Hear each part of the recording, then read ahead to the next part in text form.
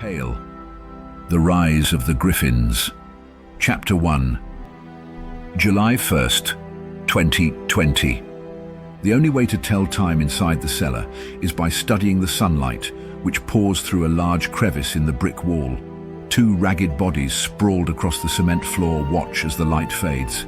They share a troubled look, knowing what horrors the evening will bring. One of the bodies is Hale, a young man nearly 16 years of age. He extends a heavy arm to his older sister, Carly, and the shackles that bind him rattle.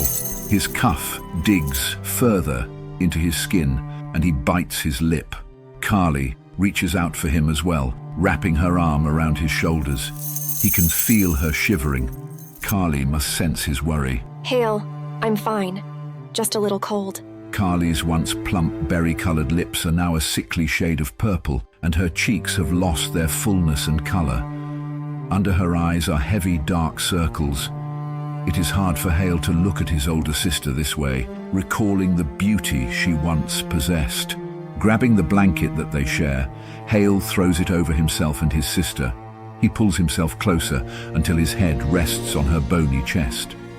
As he moves, his left arm dangles above his head. The 3-foot chain connecting him to the stone wall is not long enough. His iron shackles press deeper into his open skin, but Hale tolerates the pain as warmth finally radiates between them. To their left, the door above the stairs opens with a light screech, and candlelight from the floor above pours through, illuminating the dark cellar. The cellar is bare except for 2 large buckets, one in the far corner for defecating, and the other beside Carly, filled with water for drinking and bathing. The shelf to Carly's left holds 2 bathing rags, 2 glasses for drinking, and a few candles, which were lit and replaced at sunset. A man walks through the door and locks it behind him, descending with slow, lumpish steps. Hale knows this man only as his abductor. Carly, on the other hand, would have dared to call him family in another life. His somber eyes, the color of deep waters, droop with lack of sleep. His lips quiver as he lights the candles on the shelf. Carly takes a deep breath and removes her arm from around Hale's body. The abductor halts before her, and they lock eyes for a long moment. Watching the two staring at one another is off-putting for Hale. But he is clueless about the fact the two are engaged in a telepathic conversation. Carly senses the lack of the man's mental barrier. He has not taken the potion he regularly uses to keep her telepathic gifts at bay. She understands this as an invitation to enter his mind, that he has something to say to her and only her. We've wasted enough time, Carly. Bayo needs him to come back home, says the man. If you were in my place, would you give him to Bayo? She counters. His life is not your concern. Bayo is his rightful guardian, he declares. I will not destroy his life for that reason. At least tell him. Give him a choice, he pleads. The less he knows of our true identities, Grion, the better. He still has a chance to live a good life. Your stubbornness will only bring you strife. Grion sighs and kneels down to unshackle Carly from the wall. Hale's stomach turns as the man touches his sister's wrist, and he lashes out, kicking him in the leg. Don't touch her. Grion ignores Hale's blow and gazes at the fearful young man. Those eyes puzzle Hale ever more, for Hale could never understand how a person with such kind eyes could act so maliciously. Hale watches in horror as Carly is pulled from the ground with a tight grip on her forearm. Her legs falter beneath her, the cement scraping her knees. As Hale's rage intensifies, he recalls Carly's words just a few hours prior. When he comes for me today, do nothing. Stop fighting, Hale. Dumbfounded, Hale had retorted, Do nothing. He wants to kill you. She had shaken her head. No, he doesn't. He would have done it already. Hale, listen to me. Don't push him to hurt you. Close your eyes and do nothing until it's over. If we don't fight, we will never escape. Fighting won't do us any good. We are too weak to fight. We need to be smarter than that. Ignoring his sister's words, Hale had continued to try to slip through his cuff like he was able to do a few evenings ago.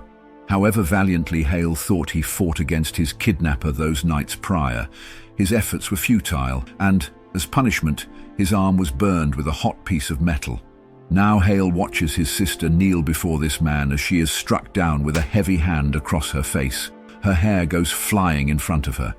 Hale shakes and pulls at his shackles, fresh blood trickling from his wrists. It's no use. They are tighter than they used to be. Tears overwhelm his eyes with every passing bang and moan. He tries with all his might to heed Carly's words and not look. For a long moment there is no noise, and Hale opens his eyes, assuming it is over for the day. Instead, he sees his sister on the ground, the man crouching over her with his hands at her throat. Carly kicks her legs and tries to pry his fingers from her neck. The sound of her gasps fills the cellar, and suddenly her arms fall to her sides. Hale screams. Griffin releases his hold on her neck. The marks of his hands are on her throat. Tears pour from his eyes, but he's quick to wipe them so Hale will not see. He stands up as Hale screams, turning his back to the boy completely. He can't face him now after what he's done.